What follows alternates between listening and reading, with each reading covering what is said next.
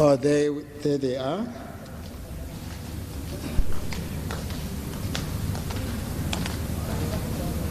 They will be doing two songs, Wamemeza and hope someone. Here's another man.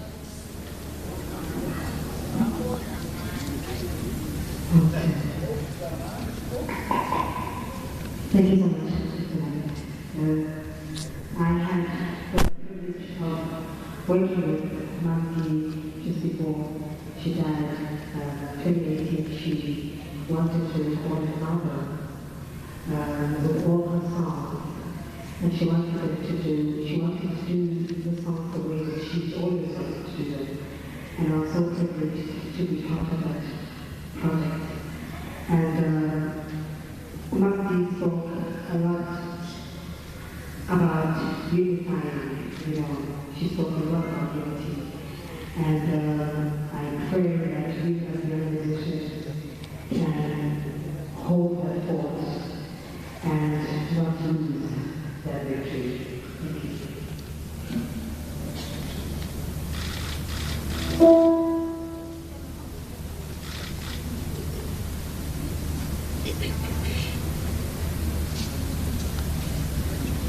Thank you.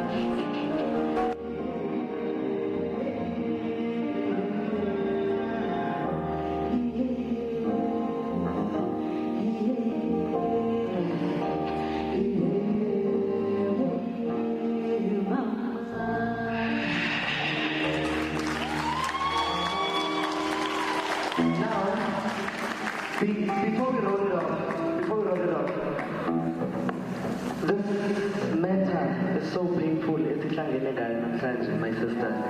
And it would be so wrong if I don't sing this song for Umakulu to today.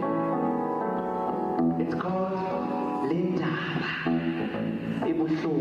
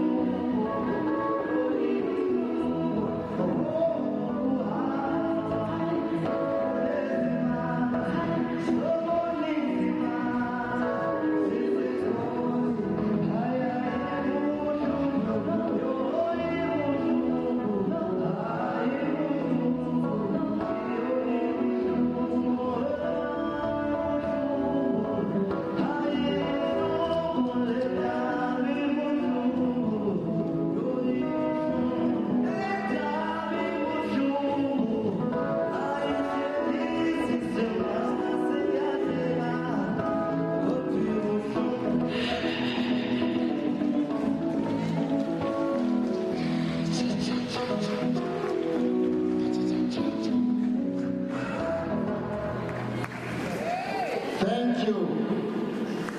We have to celebrate the life of Mama.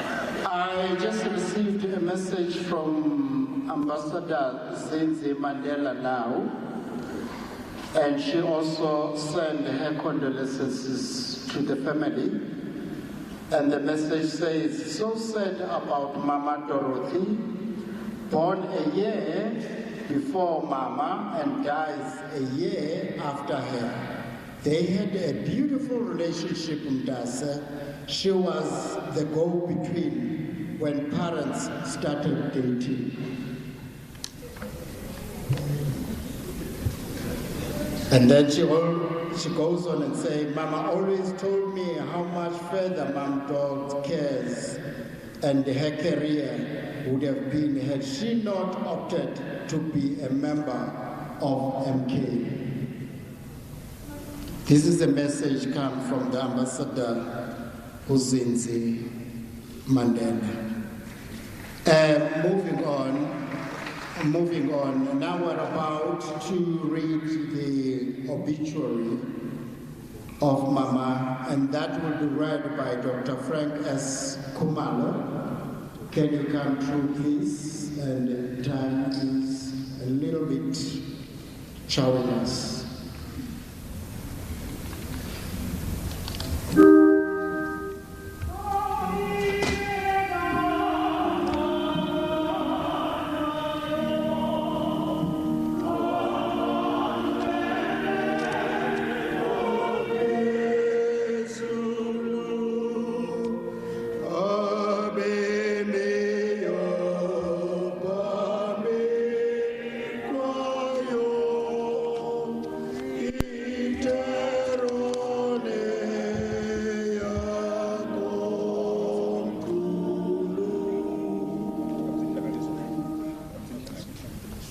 Let us Pagame, can we all rise?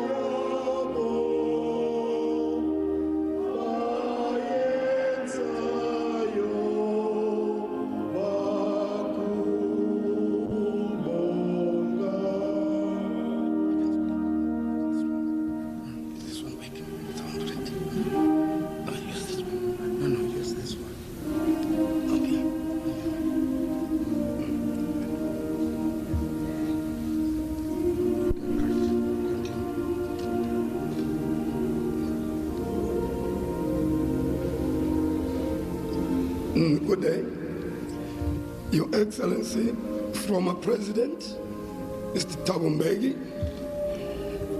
the ministers, the clergy. My name is Frank Kumalo. I'm Sis D's first cousin from my father's side. It's a very sad day for all of us, especially close family. I was very, very close to Sis D. Whenever I had a problem, matrimonial, whatever, in marriage, she was always there to advise and counsel. So for me personally, it's been a great loss. But before I read the eulogy, I would like to go back in memory and remind my former president that we met 45 years ago, if he still remembers, at the University of Sussex. He was doing, I think, a master's in economics, and I was doing a PhD in quantum physics at Cambridge. Anyway, here we go, we meet again, Mr. President. In my life, I've had a number of challenges, most of which I can claim proudly to have been very successful, like getting a BSc from King's College with first class, which is not common amongst black, PhD in quantum physics. And then I went on, like a crazy person I am, to read medicine and surgery. I practice as a medical doctor now. And I mention this because Usis D had a problem with the joints, the osteoarthritis. I never knew, and I never ever suspected that she was hypertensive. So standing here, I would like to appeal to all of you, please have your blood pressure checked, because a stroke is a silent killer. You may not have any symptoms whatsoever. The next day, you have a stroke. Stroke is totally preventable. I accept defeat because I've been asked to condense 83 years of a remarkable life into 10 minutes. Even if one is a quantum physicist, I don't see how I can do this, but I'll give it a shot. For anyone who knew Mama D personally, you know that she was nothing close to ordinary. She was powerful, brave, direct, talented. I've been told that she composed her first song when she was 12. 12. I think I started going to school when I was 10. Which means in 1947, she was already a composer. It was remarkable. It is needless to say that very little words can encapsulate her level of brilliance. But because we are all here today to honor her legacy and celebrate her life, it is my task of telling you of this great story. Mam Dorothy was born in Bulawayo on the 3rd of September, 1935. I think I was born in 1947. I don't know how old I am. That's true. Fact. But it doesn't matter now. I stand in front of you. I was born, of course. Yeah, that's easy, very easy. Her mother was South African and her father was from Zambia. Bear in mind that these boundaries were brought by white people. I'm not being racist here, I'm being factual. So from the equator all the way to Cape Town, we are one people. So there's no Zimbabweans, there's no South African, we are one people. Remember that, Mr. President, I can speak on your behalf. You're an African, so am I. So please, let's not talk about whether she was Zimbabwean or whatever. She was a proud African woman, very talented. Well, she composed a song at 12. Well, I could do university maths at 12 too, so good family, good genes. And we now give it to you, the grandchildren. One of you must step up, take over the baton. Let's see. From the first record made in 1951, she grew from strength to strength. Not only was she a phenomenal vocalist, but she has written a number of hits during the golden era of township. I might as well tell you this. Mozart, Einstein, those people were talented. So was she. To be a musician, it has to be natural. You cannot be taught that. I can teach you physics, that's easy. Maths, too easy. But music, too difficult. But she made it look very easy. As I mentioned earlier, not only was she excellent in composing, song, writing, and vocal ability, her music contained a message and formed a big part of the fight for justice and equality in South Africa and Africa at large. I'll be done, Mr. Very few people are able to merge their talent with a fight for equality, which would result in the liberation of a nation. I'm glad that Usisi Zinzi made a message that Usisi Dorothy used to be a cop between the late President Nelson Mandela and Usisi Winnie. She told me that personally. She used to smuggle letters written by the former president to Usisi Winnie when they were still courting, and Usisi Zinzi confirmed that. There were no cell phones at the time. I know that you guys do it through the cell phone. Her story is not different from the stories of our liberation, who were forced to leave South Africa and to go and fight. We obtained our education overseas, all of us. I see the ministers are here, the former presidents here. It was not easy, but we made it possible to succeed. As good as the UK universities are, but the racism is rife there. This president knows that, but we made it, we're proud of that. Mamti was forced into exile more than once, first from South Africa and the second time from Zimbabwe, where she was placed on a subversive list. From Zimbabwe, she fled to Zambia, where she spent 16 years.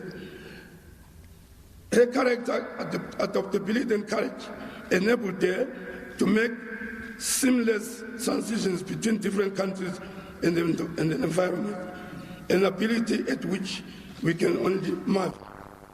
The last part, she returned to Zimbabwe in 1991, where she continued with her music and career. In 1992, she was allowed back into South Africa during a turbulent political environment.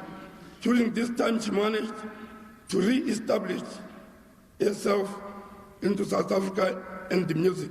Her music transcended racial and political divides. One can go on for hours because it says 83 years. But I have to conclude by saying this. Mamti was a mother, a grandmother, and aunt and a sister.